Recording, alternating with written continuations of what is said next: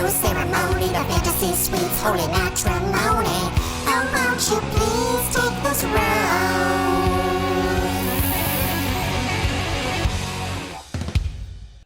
Hi, everybody, and welcome to the grand finale of Buns and Roses, my Bachelor recap podcast. I am Snax the Bunny, and wow, I am just so thrilled to be presenting you with this program featuring some of our favorite guests of this past season, and I'm going to introduce you to them right now. First off, we have Sam Kieffer. Hey, Sam. Hello, everyone. I from the bottom of my heart, thank you for having me back. Oh my God, welcome back. Sam is an LA-based performer, earwolf guy, and host of the upcoming podcast, Sad Boy Energy Club. I'm so excited for that podcast, Sam. I can't even tell you. Thank you, Snax. That means a lot from you.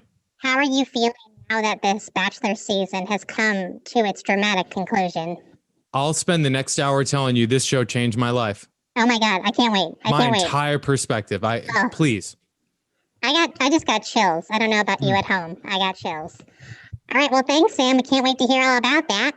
Next, we have T-Bone Tucker. Hey y'all. Shoot.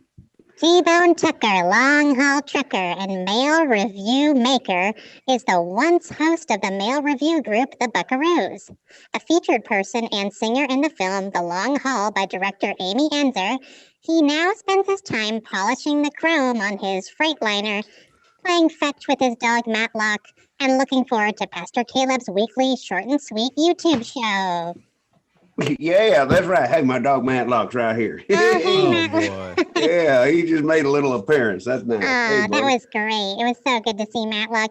Hey, you're probably also looking forward to Pastor Caleb's Easter service coming up. Boy, soon, I tell you, there's nothing else with bigger open arms than Pastor Caleb. You know, he just holds them out for everybody and welcomes them on in. I love that. Exactly. Yeah. How many years is this Pastor Caleb's Easter going to make? Well, now I know that he's been doing it. I think this is the 22nd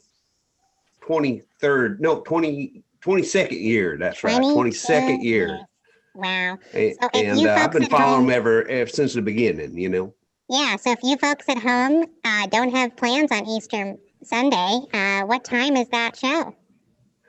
Well, it's a noontime show. It's on the YouTube. I'll be tuning in myself, and then afterwards in the evening, I'll be tuning into your show there, Snax. That's right. I will have a show as well at 7:00 on Easter evening, and more on that later. Thank you so much, T-Bone. It's great to have you. It's good to be here. Hey, cheers, everyone. All right. Here's T-Bone. And finally, we have Hydra. Hey, Hydra. Hello, Snax. Thank you for responding to my multiple pleas to come on your show again. Yes. And I mean, you just look so gorgeous. It's just a vision. Hydra is a cabaret producer and performer with Valtess Productions. Once live shows resume, you can find her dancing and singing at the Underbelly's Red Light Nights, located in Seattle's historic Pioneer Square. She can also be found on Instagram at dame.hydra. And there's just some gorgeous photos there. Go ahead, give her a follow and like some of those sexy, sexy photos. You can see my butt. Yeah, see your butt. I mean, come on. Who doesn't want to do that? That's what social media was made for, everybody. That's damn right. Yeah, it's great to have you back. I think you were on week 2 or 3. Yes, it's a blur, but Early one of days. those early on, definitely early on. But I feel like I indoctrinated you into this terrible, wonderful world of The Bachelor. And I mean, we exchanged a lot of messages throughout this season, did we not? Yeah, absolutely. I felt sucked in. I was not expecting to. I had seen like parts of seasons in the past, but after doing the research for the initial recording that we did, I was invested emotionally, physically in some ways. So, you know, it feels right to be here now. And I don't know if I'm grateful for that, but it's just the reality of where we are. You're welcome, and I'm sorry. That's all I could say to that. Cool. Okay, everybody. Well, let's get this going. I mean, we have a lot of show to get through. We have the finale of Matt James's season, the final episode, and the After the Final Rose special. These played back to back on Monday. There was 3 hours of television programming, and it was a 3-hour slow motion car crash, really. And that's what it felt like to me as I was watching it. And it all started off and was pretty much peppered throughout with the voice of Chris Harrison, the man that we were not really supposed to be hearing from too much. He was very present in this evening of television. And he kicks us off, as he normally does, by telling us what a dramatic few hours of television we are in for. And that always is. This journey. Oh, my gosh. He's a lot of things, but he's not a liar. No. He only speaks the truth, and the truth is hyperbolic at all times. Well, the goddamn straight. Yeah. So we start with this whole section where Matt's mom and brother meet the women. And his mom, who looks like Celine Dion, and his brother, who we hadn't met before this show, was a very serious man. He had a lot of questions that were very well thought out. And the one note I had about this section was Matt touching his mom's leg pretty aggressively through it. I didn't notice that. Oh, that's all I saw. You didn't see it? No, I didn't actually. Oh, Yeah, I mean, I noticed plays Matt, it like a saxophone. Gorgeous. good old leather pant knee sacks.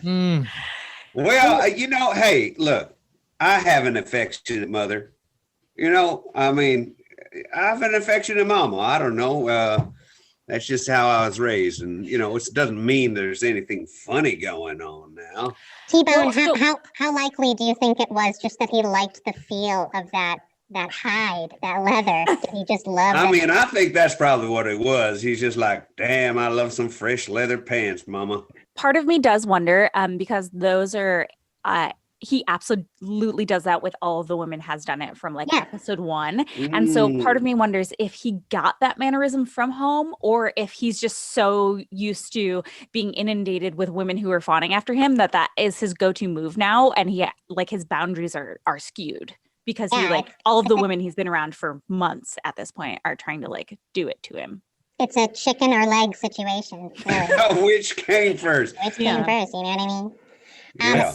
I think it's important to point out, if I've learned one thing from this show, is you can't apply our rules to Matt James. He exists in his own planetary orbit in a way that has made me rethink my entire life. Like, if you have 38 women who want to have sex with you or marry you, and you are like, no, of course, offset that, take that energy and put it on a mom.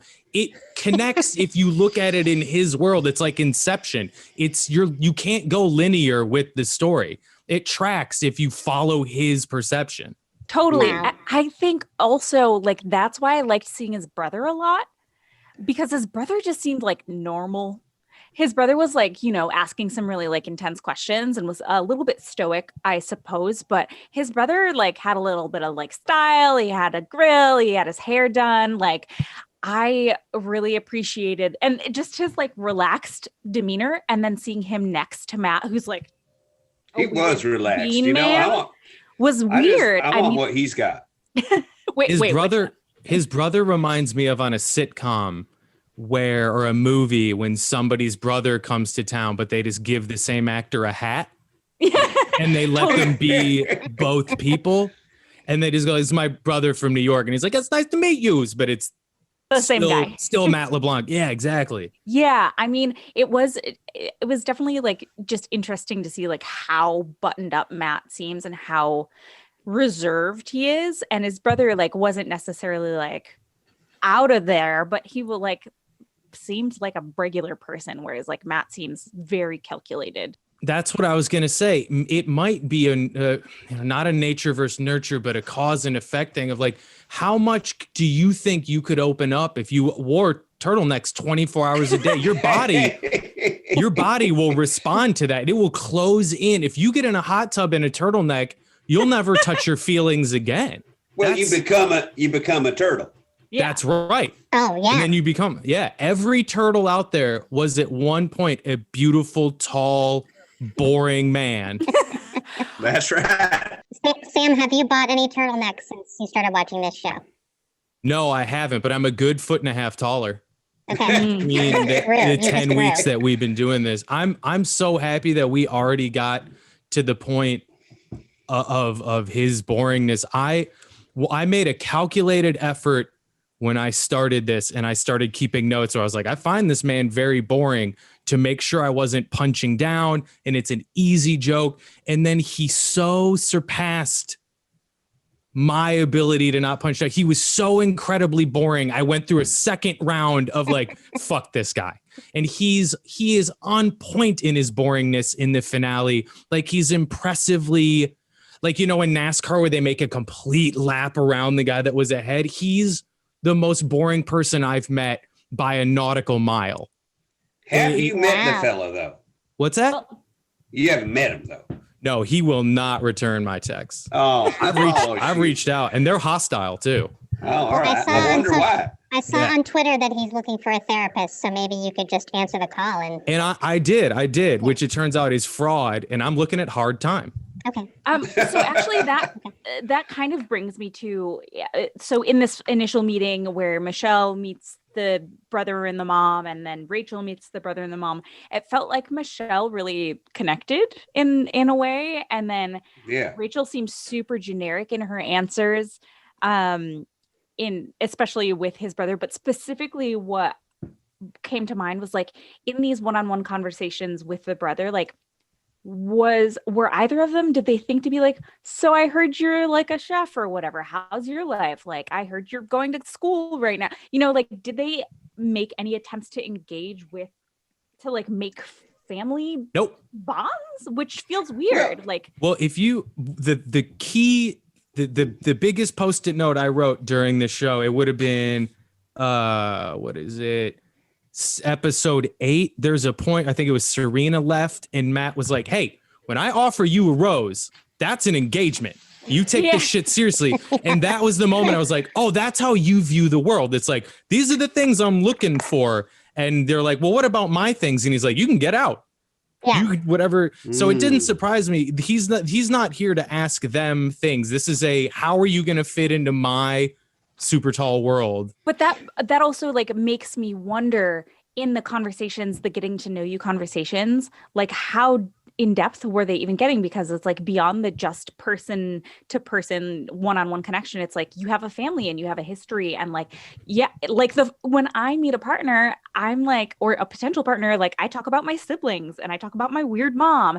And are those things that at this final point where there's only 2 people left, like, do they even know things about the family they're potentially marrying into? And I mean, that's a criticism I've had of the whole season, is that we know so little about these women. I mean, we know Michelle's a teacher, so that we know that. But, you know, I keep forgetting that Rachel's a graphic designer. They never talk about her work or anything like that. Wait, she's a what? A graphic designer. we're all graphic designers, let's be honest. I mean, yeah. Well, I play with I mean- Photoshop sometimes. I mean, I can get pretty graphic sometimes. T-Bone. Sorry. But you do it while you're wearing like Louis Vuitton. That's right. Rachel, when she did the meeting the mom, you know, she did her whole crying about praying thing, which I still think is very weird. Oh. Yeah. Oh, And just man. She dropped the God ball. Man. She dropped Man. the G bomb, and it seemed to be like the magical bullet with that. You know, suddenly we're just crying about praying, and I kind of understand why. Watching. Yeah. Oh, sorry. Go ahead. By all means, T-Bone, please. I was just going to say that, you know, it seems like mom cried at every meeting of any woman. Just the fact that anyone could love her weird son was a gift, is what it seemed like to me. Boring. Yeah. You know, Yeah, just tears. I think like, but the distinction between the 2 moments is like with Michelle, there's an argument that could be made that like Michelle was the first one, so like the tears came Sure. easier. But I think like Michelle was like really having a conversation, and Rachel was just like, yes, things are nice and I love God. And then that's when the tears happened. Like that was like her last card to like get the mom to feel something. It might be her last card, but she's good. Watching Rachel cry is like it's Hendrix with a guitar, Van Gogh with a paintbrush. Like she's the way she welds it. She was born to cry, and we all got to see it. We were alive at the same time that was happened, and it sent chills down my spine. Yeah, it's my favorite Lana Del Rey album too. From the get-go, he's given Rachel preferential treatment. The way that the episode was set up from the very first scene makes you feel like he's gonna choose Rachel. It's always been Rachel. I mean, the whole time I'm watching that, it's just like, because we know what happened. You know, we've been here in real time, seeing the fallout of the social media stuff and the Chris Harrison interview. And meanwhile, we're seeing Matt just look absolutely giddy about this woman. And at every turn, it was just really, really difficult to watch. It was very cringy. The women, after they meet the family, his mom sits down with him and gives him a talk that basically she says, yeah, love. That's kind of not that's some bullshit. Just, love isn't everything. Maybe don't put all your cards on love. Maybe go ahead and. Which you would think that's and I appreciated that sentiment, but you would think that's a going on the Bachelor speech. Yeah. That's a bananas thing to tell someone after being on television, being like, hey, I narrowed it down to 2 people, to be like, whoa, I don't know that this is a great way to meet somebody. This might not be love. I don't know about all this. Is one of the funniest things I've ever seen anyone do to someone. That his mom is my all-time favorite Catherine O'Hara character. The comedic timing to bring 2 women home and then be like, I don't know about love, is just.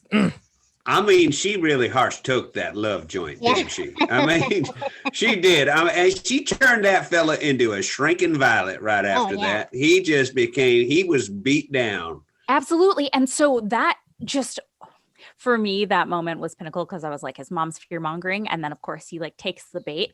But that is the exact flaw with his entire premise, is like, the man they chose to be on this show has never dated anyone for longer than 4 months. Yeah, and now this fucker's supposed to like date a bunch of women for a maximum of 1 hour in a total of 2 months and choose a wife. And they think he's actually going to do that, knowing his family background is one of distrust and disbelief in the institution of marriage. Which, like, if you take all that, and that's why it's so funny, if you take all that knowledge and put that into Chris Harrison and watching him feign ignorance, where he's just like, I don't know about this. And Chris Harrison's like, so what exactly are you saying here? His perfect fake, like, are you maybe not picking anyone? And you're like, yes, that's what it was 8 weeks. It's that made me so happy. He's a true agent of chaos. Yeah.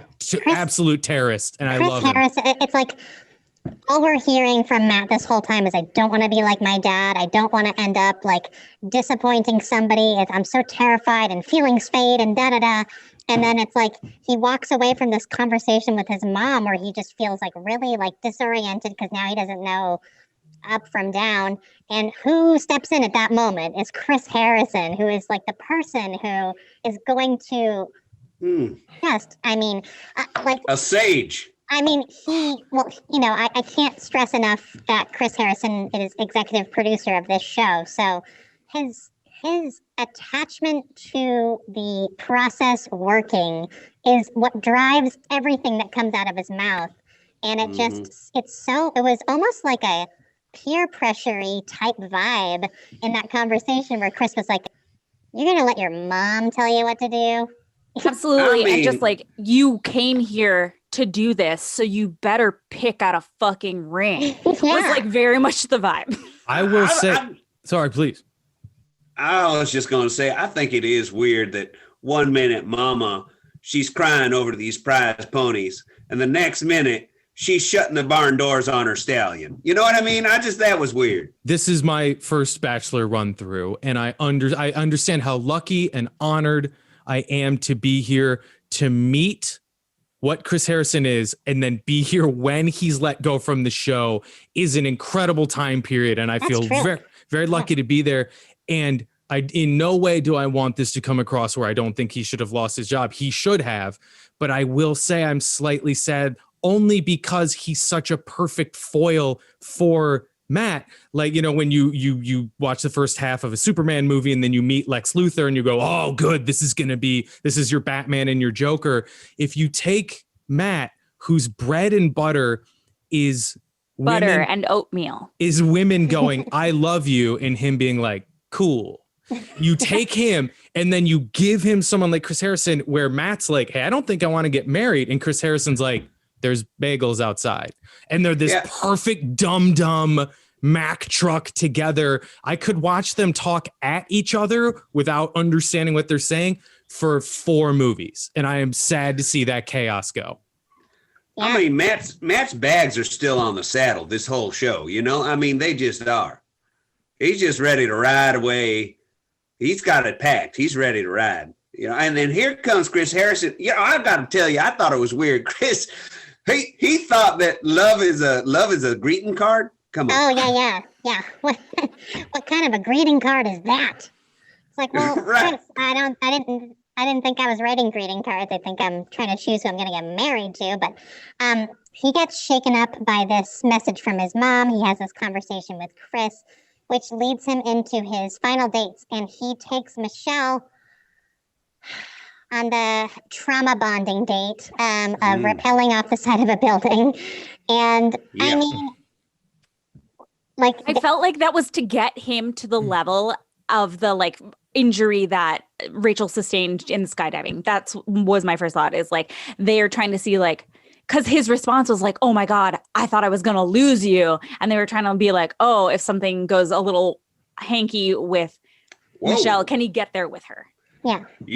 Wow. I just thought, I mean, do you really take someone you like and do an activity called rappel with them? I mean, it just seems weird. I mean, it didn't look very, I can't stand these types of dates, and it doesn't seem like, at this stage of the game, what does that really add to their story? It's just it seemed like very perfunctory Bachelor business, but. Again, I got to say, my love for this man, the things that he's taught me, the part where he fell and they caught him and then he goes, I just leaned back. That level of courage. I just admire him so much. I would have had so many questions like, how do you do this? How should I not fall down? And he was just like, woo, and rolled back into it. And I'm so jealous of that life, Yeah, just that laid back Matt James style, You can do it. You can do it. Leaning back and laying back. Yeah. That's right.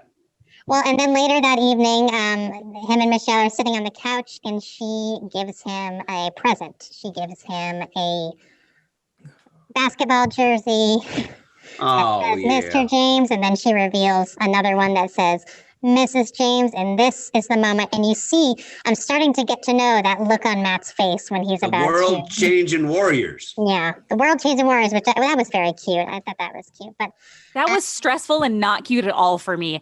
I mean, not even, no, this was so indicative of 7th grade. You're going to make a special Valentine for your crush and walk it up to them in public and give it to them. And they're going to be like, what's your name? That is instantly when he pulled out the first jersey, I was like, no, there's no way this is turning out well at all. That was gut-wrenching for me. Yeah, when she pulled out the second jersey, that's when I got scared. See, I love that. First one. I loved it. I saw those jerseys come out and I was like, this is perfect because he's going to dunk right on you. This is perfect. He's going to dunk right in your dome. No. Wow. And he did. I got to say, I feel like I feel really sad about that potential relationship, the two of them, because I just feel like his family was kind of projecting on, they're turning a stallion into a mule. You know what I mean? They're just like kind of T-Bone, I don't know that I'm familiar with that phrase.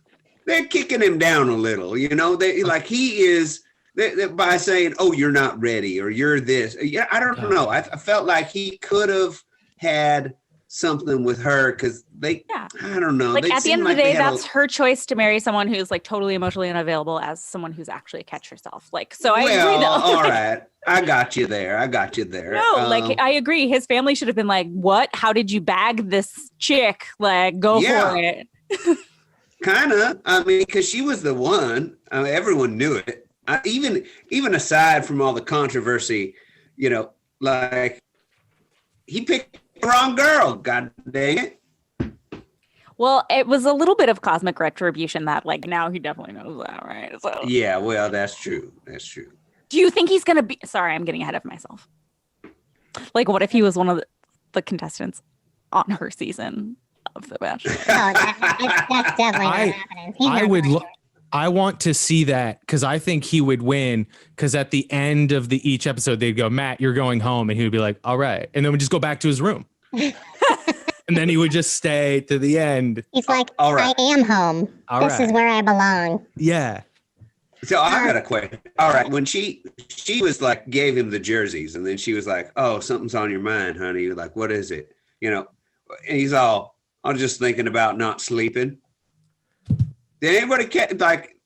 I haven't slept in days. Like I'm just thinking about not sleeping. He's not. You're right. He hadn't been developed. He's not like he hasn't developed his emotional aptitude quite enough to. Well, and so this breakup, you know, he breaks up with her like right on the spot, and he has had a few pretty blunt and brutal breakups this season, and it seems that his MO with this type of stuff is just to kind of blurt it out and escort them out and never speak to them again. Very millennial, very oh my god, like again, what I've learned from him, not only does he escort them out, but he escorts them out when they go, "And I just don't know if I'll ever feel the same again." And he goes, "Do you want to go to the car?" Yeah, he's like, "Can I walk you out?" Yeah, the conversation's definitely not over, and he's like, "Let's go to the car now." His time-saving ability, I bet, you know that what's the 4-hour work week or whatever? I bet he gets 40 hours a week done in about 15 minutes. I want him to plan out my days. She's like, "I want to talk about it." And he's like, "Me too. You can get in the car and we'll talk about it." And you're like, that's genius. The 4-minute breakup. Yeah. I couldn't stop thinking about the chocolate cake that was untouched on the table and the bottle of wine. And I was like, but I would ask production to go snag me that chocolate cake because I would need it at this point. Can I at least take the cake? I mean. And then I was like, I went through this whole world where I imagined like, oh no, shit, did a PA already eat the cake by the time she could ask for it? Like, I was concerned. You know, she did say at one point, all you can do is put it all out on the table, you know? True, because she's it just hurts real bad when you do that and no one comes to dinner. You know what I mean? Yeah. True. That also, to your point, it reminded me in the, you know, she was talking in reflection about like, I was not okay. And that is something that was brought up when he met her family. There was a bad breakup that she went through, and she also described it as really not being okay. And so that made me concerned for her. And whatever that means, like it seems that through this experience, she was taken back to the darkest place that she had been previously, which is brutal. Yeah, it was tough because I was commenting on how blissed out Michelle always looks. She always just had a smile plastered on her face, and I couldn't imagine her being rattled by much. She seems to just have it together in a way that I was very magnetized by her. I just felt like joyful. Yeah, she just kind of beamed. And the minute he, you know, started the breakup conversation, her face and her entire demeanor just changed in a way that just like, it hurt. You know, it hurt to watch her go through that because she was someone who has such just a peace and a calm about her at most of the time, and a very serene kind of smile on her face. And so it was hard to see her kind of physiologically go into herself like that. Sure. So then we get the second Chris Harrison conversation of the episode. Now They've been trying to they've been putting a snippet of this on all season long. Yeah, that's true, T-Bone. They really have, and we didn't know what it was talking about, and it was Matt kind of being broken down by this moment because of his immense fear of becoming his father, which is really kind of a late stage concern in this season for Matt. We didn't hear much about it until the last couple episodes, really. You know what's wild is I think that he has become his mother, and that is the fucked up thing about being raised by one parent. Yeah. Feeling up his own leg now. Really trying to feel his oats. No, but I think like that is in doing this, he's like lost all trust and faith in the romance. And so, yes, Snax. Hello. Give it to us. Come on, Red Light Nights. But I think like in actuality, in fear of becoming his father, he's become his mother, and someone who has zero trust in love, who like thinks that he's going to get screwed over. I don't think that he thinks he's going to leave somebody. I think that he is worried that like his marriage is going to crumble because there's no faith in that. And I think that's what I meant. His family's turning the stallion into a mule. I get it now. Weeshnaw. What did you guys think of this Chris Harrison moment? Any thoughts? I mean, I thought it was a real father-son moment. I mean, they seem to be using Chris Harrison as the father proxy, which I find pretty problematic, but whatever. Is this the moment where he's like sitting on the curb? Yeah. Okay. You know, and I got to tell you, what I noticed is Matt did what America has done to Chris Harrison and just kicked him to the curb because he walked away and left Matt Harrison sitting right there. Wait, Chris Harrison or... It's their love child. I'm flipping names here. Yeah, you know what I'm saying. Matt just starts touching Chris's leg. It's all crazy. That's right. It seems a bit predatory to take someone whose entire MO is like, I would never like to have an opinion, and pair him with someone who's like, did you mean this? Because he's going to be like, yeah, that's what I meant. Whatever gets me back to the food tent the fastest, that one. So he's like, so you don't want to do your date? You're too nervous? So you're too scared? And he's like, yeah. You're like, that's the thing I feel. Yeah, so he cancels the date with Rachel the next day, and Chris Harrison visits Rachel, does a lovely gangsta lean in the hallway. The door. Oh my God, arm position. He keeps calling her Rach, and he's like, hey, Rach. I'm so sorry to report. Matt James just really doesn't want to talk to you right now. He's leaning like he's there to fuck, but he's talking like the Riddler. He stretches it like she I have 3 questions. Yeah. She's like, is the date happening? And he's like, well, many things happen. Some don't in this house. And she's like, dude, yes or no? And he's like, the gray areas of life. And he milks he inspires me too. It never once occurred to me to just stir that pot like that while leaning. Yes, provocatively leaning in the doorway. Rachel seems to just be a little bit bemused and befuddled by what is happening. I think at first she thinks it's a prank. She's kind of like, Matt's going to jump out at any moment, right? She's got that kind of look on her face, and then it sort of hits her, and then she just seems... He doesn't even want to see me. Yeah, he doesn't want to see me. And she was wearing leather pants. She wanted to get in on that Matt mom leg action. She wanted to remind him, like, hey, come home to mama. I've got your leather pants right here, baby. Yeah. I'll teach you to ride a bicycle. Yeah. I'm a cool rider. Nothing like riding a bike in leather pants. I'll tell you what. So then Matt meets with Neil Lane. Oh, that's right. The jewelry counselor. Okay, now this Hydra, this was also your first Bachelor? I've seen not full seasons, but intermittent episodes. I have never seen this aspect. Okay, because this man shows up in the other ones? Yes. Okay, this was my first one. He shows up at the door, and I texted everybody, and I was like, oh, I hope he picks him. his sexual energy was wild. I've known some manipulative people in my life. I've known some drug dealers who pretend you're their friend, but big surprise, they want to sell you drugs. To give that speech and be like, look, is she expecting a ring? Well, then don't do this. Do you want to look at rings? Is the most bananas thing. That's crazy. That's police entrapment. That's every single person on this show is my hero as I'm actively working to be a worse person. I called this section of the show the jeweler's seduction. Daddy. Yeah. That's what it was. That's what it was. I love Neil Lane's creepy vampire energy. I love when he comes in. I love the idea of a world where you're just at home and someone knocks on the door and it's Neil Lane and he's just gonna, you know what?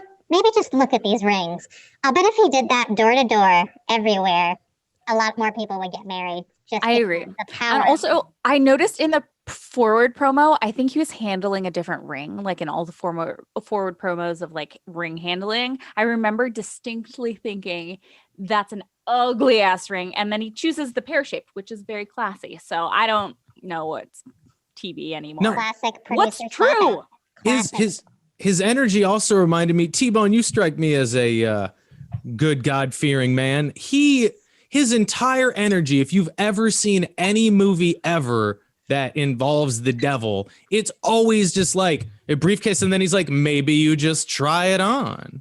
And you're like, and he's like, maybe we just, and he goes, well, what do you want from me? And he goes, I want nothing from you now, but I'll see you soon. It's like a scene from Pulp Fiction, it really was. I mean, I kind of now want to see if someone were to make like a season of The Bachelor where Neil Lane is the devil, and then it just turns, and then it just becomes like a legit horror movie, and it's Meet Me by the Lake, and or like kind of like a Better Call Saul spinoff.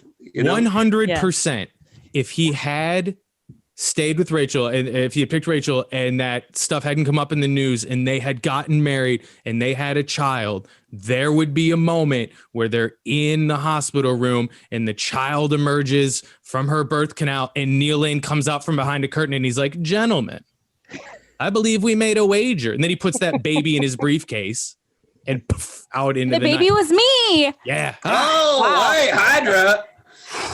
That's really eerily similar to my life story. So, wow. You're one of Neil's lanes. Whoa, hey, stay in your own. So he picks out a ring, and then I want to know who's this person that has the handwriting? Who is the intern at The Bachelor that has to write all the notes? What is it's like a ransom note. Yeah. Meet me by the lake. Meet me by the lake. It's very ominous sounding, and it's it's snowy. Yeah. It was kind of a creepy setting. Don't bring anyone. Don't bring your camera. Don't bring your phone. You need answers. Meet me by the lake. Is this where we end up at that little midsummer thing they build? Yeah. It's some old west shit right there. It's like Meet Me by the Lake. And then here he is, he comes in, crosses the bridge through those double saloon gates, and then first thing he does, gets into the saloon, he goes on upstairs. You know what I mean? So that was something. If we're going there, if now's the time for the little thatched roof awning moment. Yep. His suit was so tight that you could see the fucking rectangle of the ring in his pocket. I'm here for it, but also there was nowhere else he could have put that than a ring clearly in the pocket that I'm not going to offer you. Yeah, so she sees the square jutting out of his pocket. Brutal. Man. He wears the tightest damn pants I've ever seen on a man. And, those are out now. Oh, yeah. And we'll cut to when we'll get there. But when we finally get to the after the rose, when he's pairing off against Emmanuel between those two suit bulges, is an ill-fitting battle royale. Yes, exactly. I appreciated during that moment again, I really want to, I know it sounds like I've made some disparaging comments on my time here, and I want to be clear. I only have positive, only taken positive. This was the best experience of my life. I have learned so much about chaos and manipulation in a way.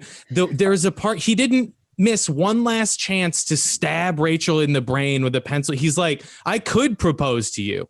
That would be the easy thing. But I don't want to do something that would lead you on. And then lets her face fall and he goes, I do want to do one thing though. And she's like, do you think this is a fucking game? It would have never occurred to me. It's like the middle school football, like putting the ball in your shirt and then like punting. It's just, he's playing on a set of rules that I didn't even know were possible. He's off the grid. I don't know how he thinks that proposing to these women is the easy way out. Like, he keeps saying that, like, I could do the easy thing and propose. It's like, okay, well, then what? You have to carry through with an engagement that they believe is real, and then a few months down the road, that sounds easy. Terrible. That's so easy. Like, from a people-pleasing standpoint, I suppose that's what he's commenting on. But oh, man, yeah, so, in the long run. So yeah, that's basically how the show proper ends. Wait, a caveat. Okay. Rachel's dress is the only thing I've ever liked about her. The dress she's wearing in that scene was beautiful. Yeah. Okay, that's all I had to say. Yeah, it was good. It was good. One of my favorite tweets showed a picture of Rachel's dress, and particularly the back of it, and said that Victoria would have 100% worn a normal bra with it. He would have full coverage. Oh, Victoria. God, sweet Victoria. I love you so much. I wish that Victoria had hosted after the final rose. We're gonna get to that. I was hoping she was somewhere in the woods. Like they would do a hard pan and she's out there. Did you guys catch my all-time favorite recent Victoria? They did I apologize with the name of the episode where they get all the women back. Yeah, the women tell all. And people are like, every person in the room is like, Victoria, you are objectively a bad person. And she's like, oh yeah? People on the internet made fun of my eye. And flips it in this way. Nothing thrills me more than a good victim where they're like, yeah, no, but you said I was a monster. And she's like, people pointed out my bra straps. So shut up. And I was wearing a bra. Sam, I really think you're onto something though when you're talking about how watching The Bachelor is sort of a study in how to be more like Machiavellian, and I think that she and Matt and just like between Chris Harrison, Victoria, and Matt, it's like there you go. All three of them are just absolute emotional tornadoes. Yeah. And I'm in awe. I so much like I have detached distinctly from reality in the last 11 weeks that I've watched this. I grow farther and farther from God each week, and it's been incredible to dismantle these parts of myself. I would have never thought during an apology to make it about me because my bra strap was on TV. That's a level. I'm gonna go back to school. I'm gonna call my dad. I'm gonna figure. Here's what I gotta say. Don't do it. Stay the good man you are. Don't go down this path. Don't go down the bachelor path. T-Bone, you don't see the vapors coming off the way they play. You don't hear the devil's footsteps on the pavement under the moonlight like I do. I'm out there, man. I'm going 3 bras. Is equally as powerful as fame. Everyone, wears 3 bras in a strapless dress. Go for it. I want to get to after the final rose, and I am okay. My biggest thing for after the final rose is we've been told over and over again that Chris Harrison's going to be replaced for this episode, and here's my theory on after the final rose. I think Chris Harrison body swapped with Emmanuel Acho. Because everything out of his mouth sounded exactly like Chris Harrison. He also had an earpiece in his ear, and I was convinced that Chris Harrison was just feeding him the lines. Snax, I back you 1,000%. Now, as I've made clear so far in this podcast about the energy I enjoy, I was disappointed or fearful going into this last episode, afraid that it was going to be real, normal, and good. Yeah. And within 30 seconds of him talking, I was like, oh, we're fine. This is just the Jason movie they made where he can jump bodies. I got this. That's totally what it felt like. To get a brand new replacement who's like, don't worry, the weirdo's out, I'm here, and then make your first order of business be like, you two want to hug again, is bananas. Yeah. That wasn't the first. That was the last order of business. Out of the gate is how I remember it. The way I remember it, he opened the show, looked at Matt, and was like, you want to fuck my wife? He just went crazy hard into it. You missed some of that show, I think. He comes out, and the first thing out of his mouth is, it's going to be the most shocking after the final rose ever. And that's a very Chris Harrison line. But then the one tell for me was when he was doing his intro monologue, and he is sort of recapping the events of the last, month or so. And he was like, and Chris Harrison's interview with Rachel Lindsay, for which he has since apologized, was blah, blah, blah, blah, blah. And it was just such like it was like Chris Harrison's hand was all over that script, if not in his ear, if not in his actual body. So, and also like the fact that we haven't gotten to Michelle yet, but specifically when he was talking to Matt, he was like, why didn't you educate her? Why didn't you want to give her a second chance? Like, why aren't you helping her grow? And I was like, the fuck are you talking about? Yeah. And especially I was grateful and surprised at how immediately they got into and brought up the Rachel stuff. Yes. And I was glad that they asked Michelle's opinion on it. And the fact that she was like, as more came out, it was hurtful to me too. Just like drawing the parallel of the obvious fact that like this man chose somebody who had cannot have an understanding of your life experience as a person who does not experience that themselves. I mean, you can study, you can learn, but like they didn't have a complete moral compass. Exactly. But no, not even that. It's like when it comes to, okay, I'm about to write my dissertation. Let's hear it. Okay. Well, let's hear it. But when it comes to interracial coupling, and especially when one of those people is a white person and a non-white person, you can be fucking hella educated and you can do all your due diligence, but that does not mean you're understanding the best case scenario. You're not understanding, you cannot feel the things, you cannot empathize with what your partner feels. And so for Michelle to be like, yeah, I was equally hurt by the things she said, was not because like Rachel was her homegirl. It was because like I am equally oppressed as a Black woman, in this scenario. And so I thought that was like a real like not polite, but like a real sly, cool way of her to say like, yeah, he fucked up because of course some white bitch was gonna like do some shit. She is one classy lady. I mean, after all of that, she's so classy. I mean, I don't get that religious stuff. I'm not a religious man, honestly. I know you call me a God-fearing man, but I'm not. But what I fear is the ignorance of man, and man by man, I mean humanity, and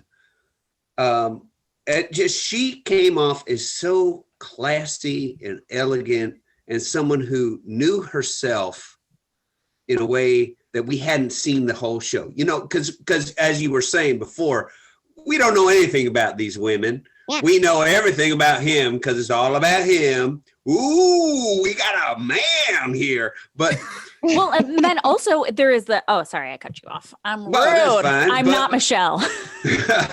Well,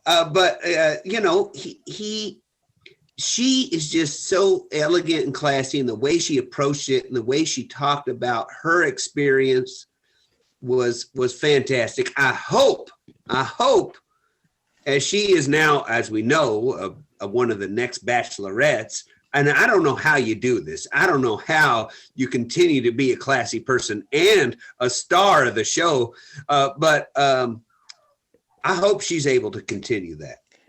I think she will. I think we've had some pretty great bachelorettes in the past, and I could see her being a really excellent one. She also did a great job I felt not being baited several Yeah. times. I'm trying to think of a specific example, but Emmanuel would be like, now, when you were dumped on live television in front of everybody and everybody saw your pain and the man you loved dumped you to the curb, was that good or bad? And she would just be like, that was not great. Instead of just being like, the fuck is your problem? Like she several times just took those and went, all right, not good, you know, which is the restraint on that is incredible. I also loved, you know, so when Matt comes out with the beard, and it glistened like a goddamn starry night, you know? That was quite a sight. You know, I thought that their conversation, when she talks about, you know, trying to have a closure conversation with him where she wasn't trying to change his mind and she wasn't trying to do anything, she just wanted 2 minutes of his time and he refused to do that. That just really was on par with how I felt about Matt and how he's handled conflict this whole season. You know, walk you out to the car, shut the door, and I never want to speak to you again is not how breakups should work ever. No.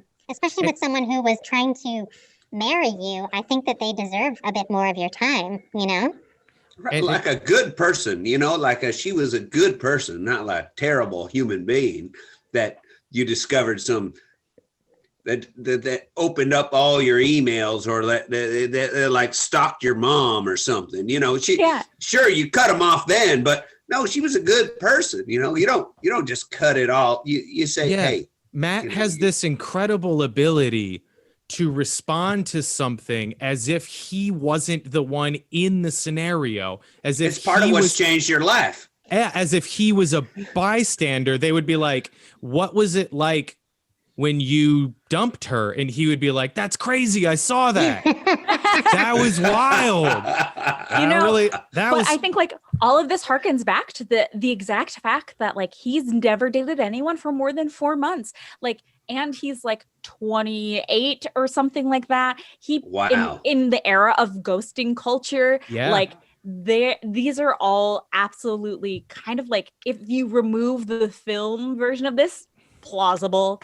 All of this is like him to be like, I don't know what to say. Like, oh, I want to have an adult conversation with you. I'm just not going to respond. New number, who dis? Like, I know we glossed it. We moved through it quickly, but even you're talking about the current like culture, even his beard was a perfect on the nose. Like he had gotten notes and he was like, oh, I have no personality, huh? Well, look who grew a beard. I honestly wondered if he converted. Yeah. I was like, this is hella like Black Muslim attire that you're wearing right now. And I was like, oh, okay. Is your last name X? He's Matt X. He's been changed. Like, was he radicalized by the Rachel stuff? As if he was too wild before. Yeah, exactly. No, I was like, what is this look that you're pulling? This facade. It was weird. Now I've heard it called a woke beard. Is that cool? Well, okay, we can get into Hotep culture on another episode, but like, okay, all right. This is part of a series. Yeah, right. Oh, sorry, everybody. Yeah. Sorry. Mm-hmm. No. I really liked how Michelle got in a few digs at Matt at the very end of the interview. She says, you know, I hope that you learn how to kiss with your eyes closed. Oh, blocked. I hope that you can come up with a better phrase other than thank you for sharing. And I love that she was able to sort of just give it to him a little bit, because his whole like, oh, I don't know that I was hurting anybody. Like his whole like clueless, fumbling guy, like he really led Michelle on. And I think out of anyone this season who deserves to be upset, the very last few women that he has eliminated, he really did them dirty. I think he never really opened up to them or indicated to them that he ever questioned anything about the relationship. Yeah, I think he was just on this Rachel path and wasn't really seeing these other women as potentials at all, but really didn't let them know. And I know that's part of the show, but still I think he could have done a better job. And it's crazy he didn't see any of these other women because he never closes his eyes. Yeah, exactly. So then we get, after Michelle leaves, I think it's a conversation between Emmanuel and Rachel? It is. Yeah. She comes out doing that walk of shame. Yeah. And she did. She did a walk of shame. I mean, she was like a broken heart in a dress, you know? I mean. Yeah, this was a tough watch. Yeah. I was living. Did you guys have any? I was having a blast. That the same. You have learned a lot from this last show. Oh, the same detachment that Matt has, where they're like, "You fucked me over," and he's like, "Yeah, that guy did." Like, it's not him. The same thing Rachel had. Her whole energy, she was like, "I am just so blown away at the pain that I have caused me." In my 24 years, I do not believe I will love anyone so much ever again. It just, the idea that the things I did would be brought back against me has really rattled me to my core. Well, you know, I'm not defending anyone here, but as far as like someone saying like, hey, in my 24 years, I'll never love anyone as much as I've loved that person. That doesn't mean they're just because they're young. Well, what she said was she wouldn't find it again. Doesn't mean that love and that feelings aren't real. Very true. Yeah, but I do think she was like, I'll never love again. Yeah, she said she would never find that again. That's the foolishness of youth, right? Yeah, that's true, T-Bone. That's true. I thought she was fine until they zoomed in on that pottery she was making, and I was like, "You're done." That's late in the game. What was the pottery? Do you remember they were on the pottery wheel together, and she just kept smashing hers down? And you got to go, man. I got to say, I don't remember the ghost moment there. That was the ghosting date. That's what I call ghosting, is when you make pottery with somebody. That's ghosting. Over somebody. You lord over them like Trump did over Hillary. During the debate. You know, like you ghosted someone. Yeah, it's ghosting. I did notice she got very rashy when she was getting grilled by Emmanuel. Rashy? She got hives or something? Yeah. Her whole chest was like patchy and rashy, and I was like, yes, the evil is boiling out of your skin. And I believe I clocked, again, speaking of chaotic energy, the moment Emmanuel, I think I clocked the moment she broke out. It was when he went, now delicately, he goes, now there were some pictures that came out about you, and they were pretty rough. We see those? And then hold them up. Like she was on the Family Feud. He's like, show me antebellum. And I got to tell you though, those pictures weren't rough. I mean, those pictures are just like to probably most people out there. It was just like 3 gals in gowns looking like they're having a good time. So it wasn't like the pictures weren't rough. But just the idea of having your mistakes broadcast on a big screen behind you is that's a breakout. You're boiling over. Rashy. She needed some hydrocortisone. She got rashy. I know this has been mentioned 2 or 3 times, but during the day at my day job, I make and edit podcasts, and a big part of my job is editing out dead air, coughs. This entire show, out of all the chaotic things I've seen, leaving in a full 1.5 minutes of dead air. Oh, you counted. Is the most, that's the biggest assault it's bananas. I can't, that's crazy. They just left it on his face, and I'm thankful for it. Honestly. I sold everything I owned. I'm moving now. It's fantastic. Should win an Oscar. Yes. That's an art film. I was thankful for it because, when someone's so dumbfounded about another person's ignorance and lack of what did he say? What did he say? He said, "Hey, I was part of his big thing was that I had to explain why it was wrong to you." Yes, yeah. But wasn't that what he said? Yes. And that was a piece that I wasn't aware of until I watched this. Is that I wasn't. Yeah, that she didn't know it was wrong even later. She wasn't like, oh, you know what? Well, so to that point, he admits himself that when it first started coming out, before there were pictures, he was like, I chalked it up to rumors. And I was like, well, what was that conversation like? Was she lying to you? Was she like, oh, it's just rumors, and that's why he chalked it up to rumors? Because it was not like, oh, it was worse than I thought it was. He said, I Right. thought it was rumors, and that makes me think she outwardly lied that it had ever happened. For sure. Oh yeah. I mean, like, this whole I'm sorry. go for it.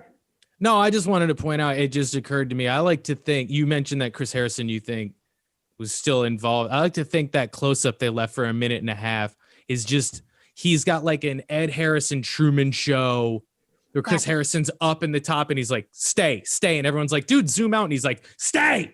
And he's obsessively like locked in, just sweating and crying. That is how I mean, I think you brought up Truman Show last time, and I really do think I try and bring it up every time. that's Chris Harrison to a T. Yeah.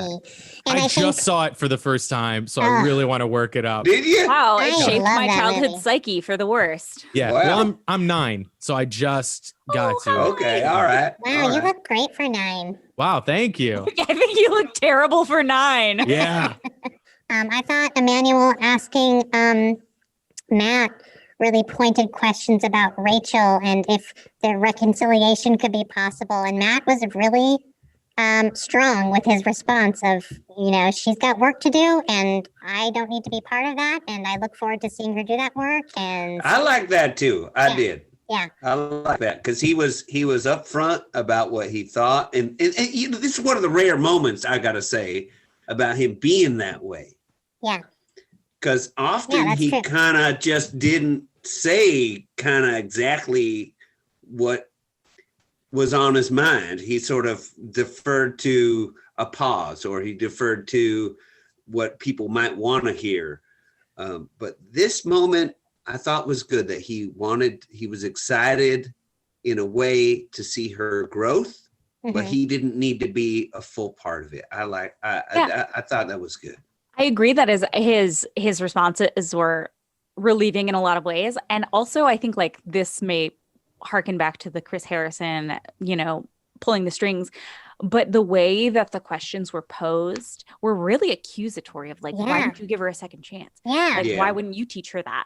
I thought And that so was that really was strange and bizarre. seemed inauthentic coming from Emmanuel Acho. yeah. Yeah. And if you notice, when he would ask those accusatory things, they would cut the camera angle and then they would show him, and he had a perfect like, Yeah. He's like Like his- smiling. It was like a Yeah. sideways lean smile. he had like a perfect Skeletor, like yes, I think he's, I don't know. I mean, I don't know what his mind is, but in a way, I think what he's trying to do is pose the questions that a hard right or a racist mind might be asking. I absolutely agree.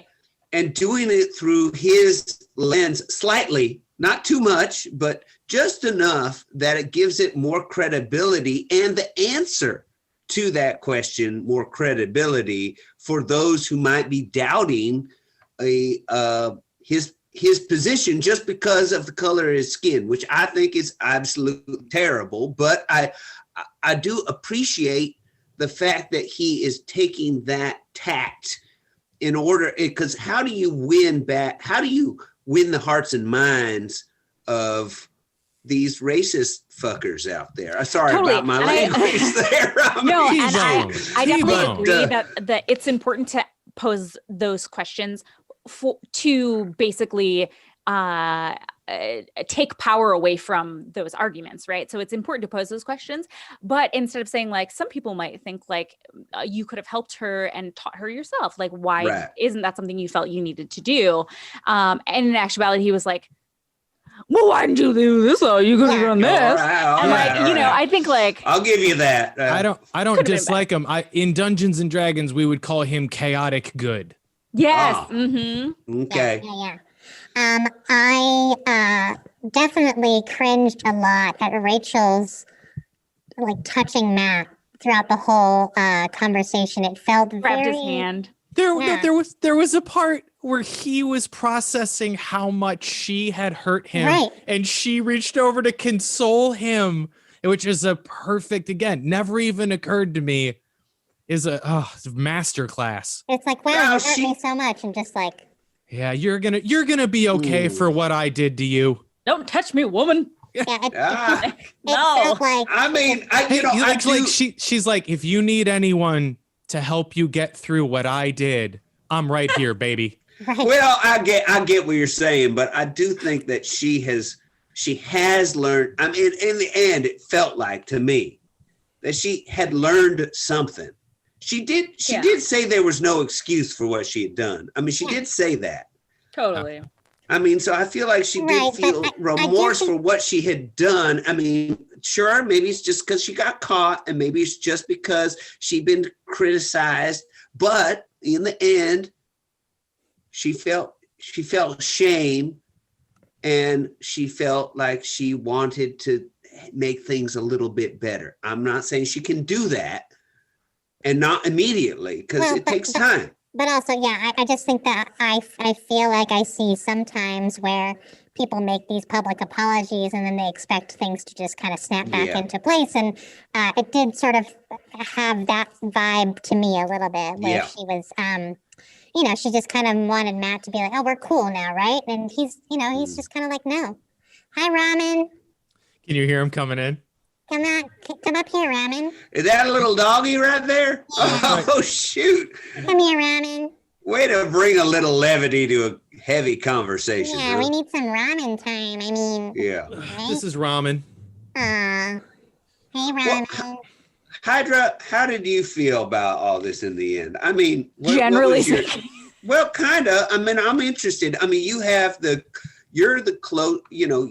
closest personal, Yeah, I think like I life had connection to his situation, and I'm interested in what your opinion is in the end. I have a lot of I definitely had a lot of feelings going in. And because of the uniqueness of the season, if you will.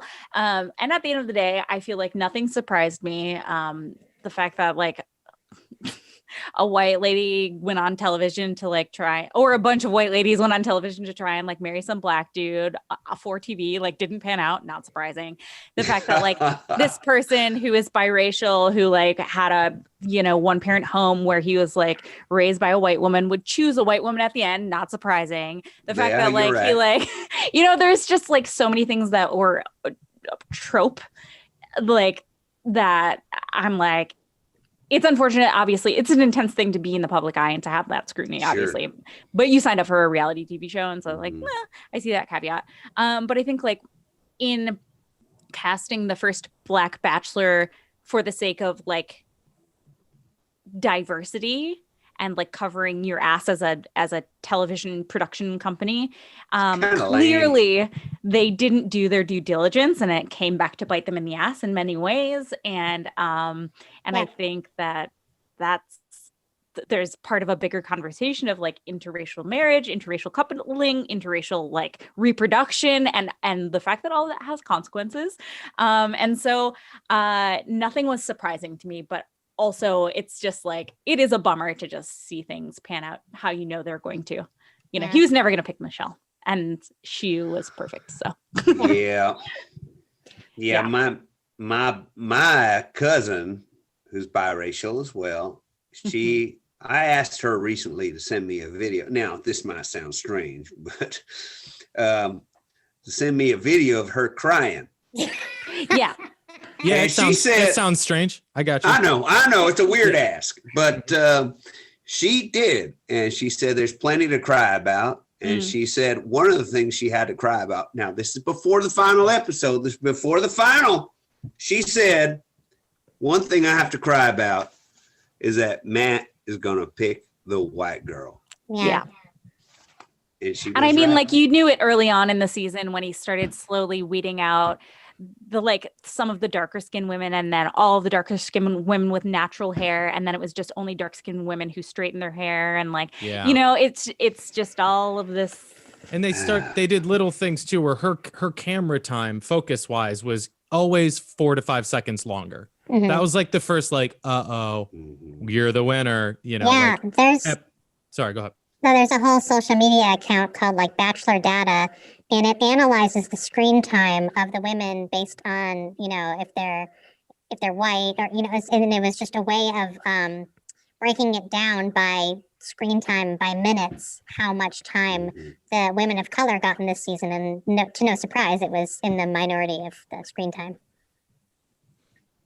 It looks like we all got a different. I appreciate T-Bone. You seem to have an inherent optimism and love that I tend to shift away from, and it seems like we're all coming at it from different ways. But I think when you look back on the entire thing, we're all saying the same thing, and that's Victoria is so beautiful and talented, and it really got the short end of the stick. Well-rounded, I would say. Yeah. Well, yeah, and calm, even paced. Yeah. Really.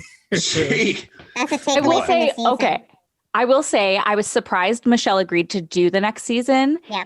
Or her season, and I am surprised that they asked Katie Me of too. all people. Okay, Hey, that's a local girl now. Come on. I know this is the dress she was sporting on episode 5, purchased Nice. for All $11 from Yes. wish.com that Wow. I coincidentally had, and then maybe sporting in a more fashionable, beautiful, elegant way. But I'm Maybe, taken. definitely. Well, I mean, you are fashionable, beautiful, and elegant. Let's Thank just you. say that. No That was shade me to Katie. fishing for compliments. No shade Well. to Katie, but you wore it best. I just want to say here's what I think happened. I think they picked Katie to be Bachelorette earlier on. I think that they were supposed to announce it at the Women Tell All, Oh. and they did announce it at the Women Tell All, and it Oh. was cut out of the episode. Uh-huh. And because of all the trouble that Chris Harrison got into and this whole kind of stuff that happened, they started feeling like, oh no, They needed another black one. yes, I think that but they That's didn't want to harsh, take it away but from true. Katie. They didn't want to take it away from Katie because that would be really terrible to do to her. So they decided to announce 2 bachelorettes, and I'm pretty sure that that's how that happened.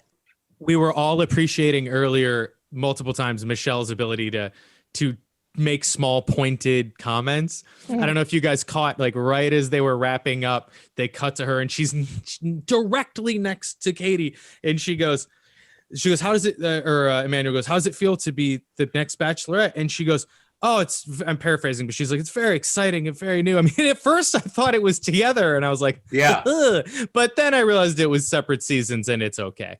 Yeah. And I was like, what a great way to be like, at first I was like, fuck no. Yeah. But then it's fine. Yeah, totally. I mean, I am curious. I hope that by the time Michelle's season airs, that they have figured out some of their shit behind the scenes with the producers and how to be more elegant about having a black contestant as your lead. I mean, they've had 2 black leads as women, and those seasons have gone pretty well, actually. Rachel Lindsay and Tayshia. And Tayshia and Caitlin Bristow will be hosting the next season as Chris Harrison is Which stepping seems down. crazy to me, I gotta say. Well, I don't like the whole, 2 women for one man's job. It's like you could have picked one or the Oh. other women. It's like Tayshia could have done it by herself. She don't need Caitlin. I don't know why they had 2 women. But then I thought, are they doing a dual season and that's why they need 2 hosts? But no, they're 2 separate seasons. So I don't really understand the decision to have to pick 2 women. I think one woman can handle stepping out and saying, there's one more rose. You don't need 2 people to do that. No, you don't even need one man to do that. No, you really don't. Robots can take that job. I'm pretty That's sure. right. Yeah. That's right.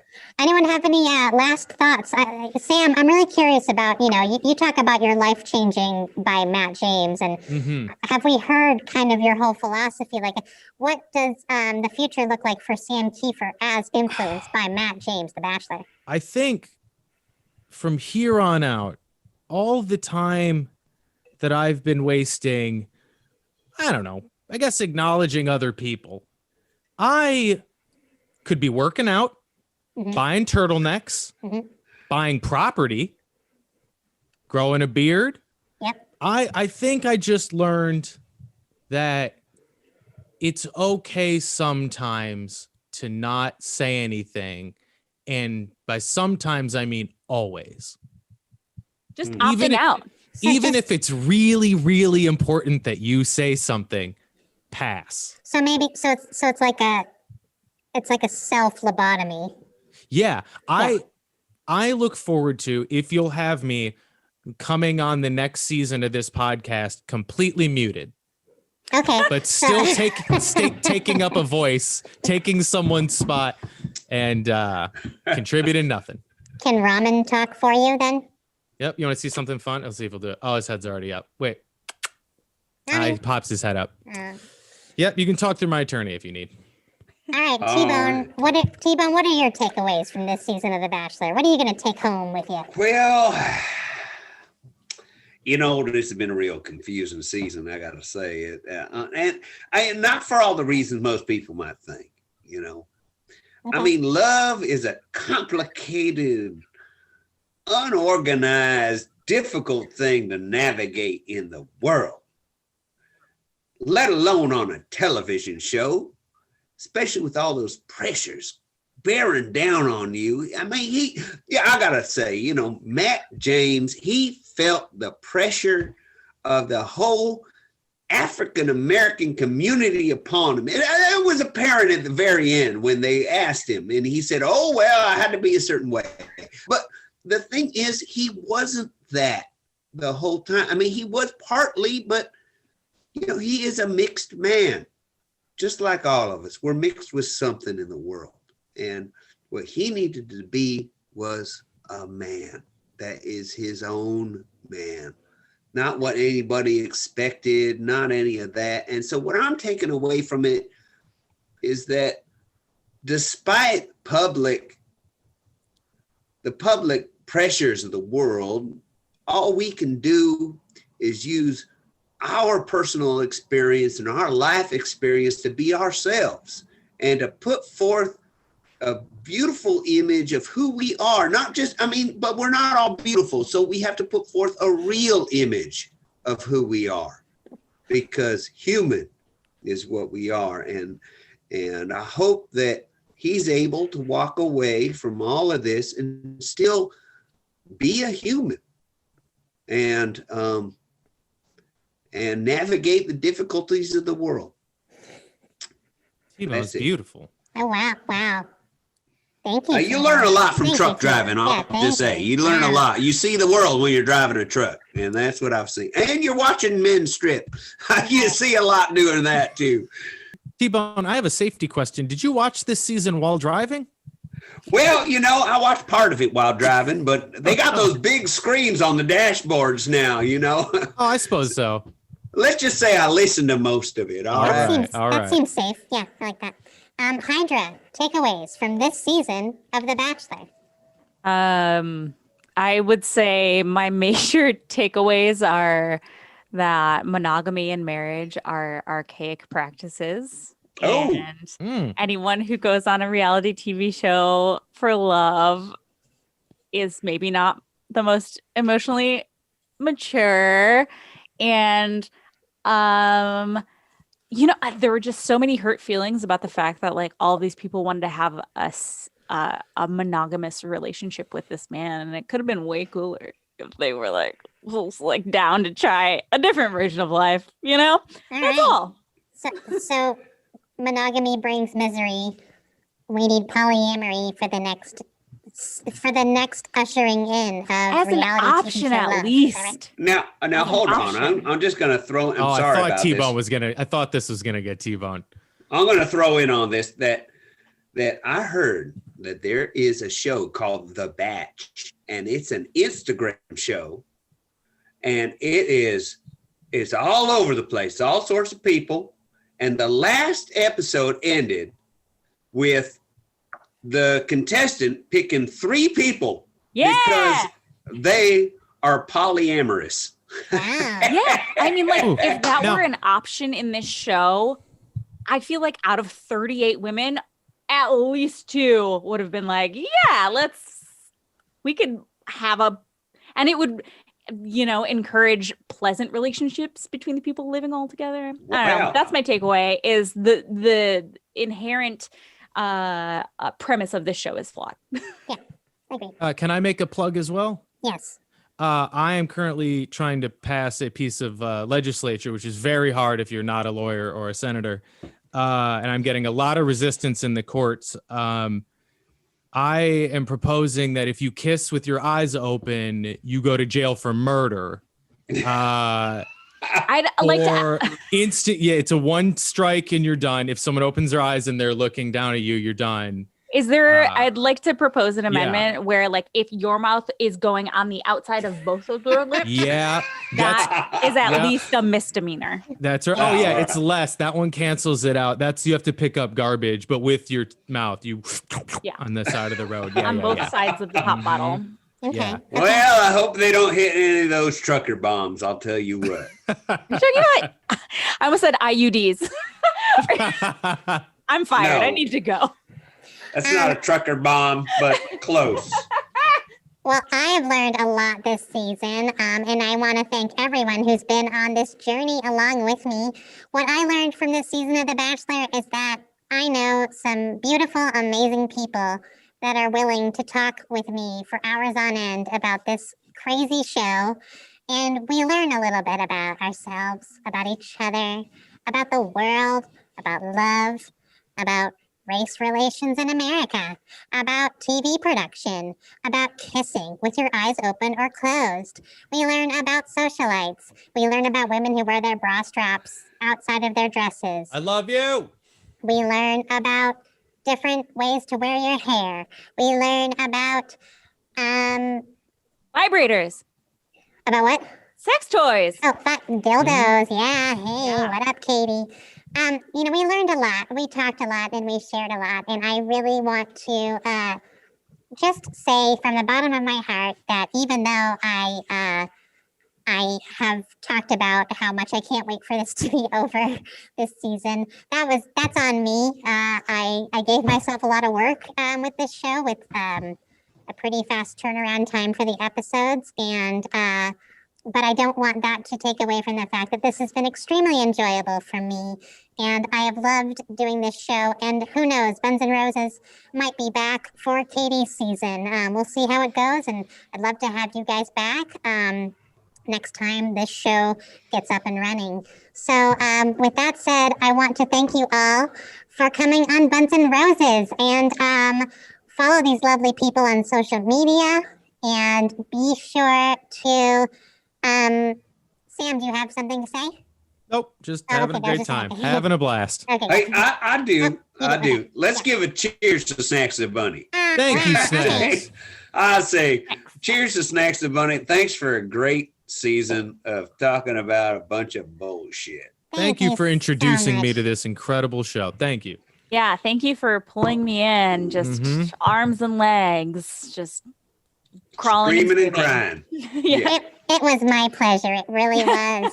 And for everybody on Easter Sunday, don't forget, Pastor Caleb's Sunday service is happening happens every year for 22 years at noon, streaming on YouTube.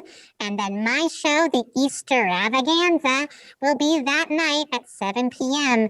It's a virtual variety show on YouTube and Twitch. And it's going to be fantastic. You don't want to miss it, and it's free. So please come and see me on Easter and see Pastor Caleb on Easter. Which is also free. Also free, That's free. Yeah. Okay, and so until next time, keep your walls down, stay vulnerable, and enjoy the journey. Bye-bye. Bye, everybody. Bye, Snax. Ceremony, the fantasy suites, holy natural.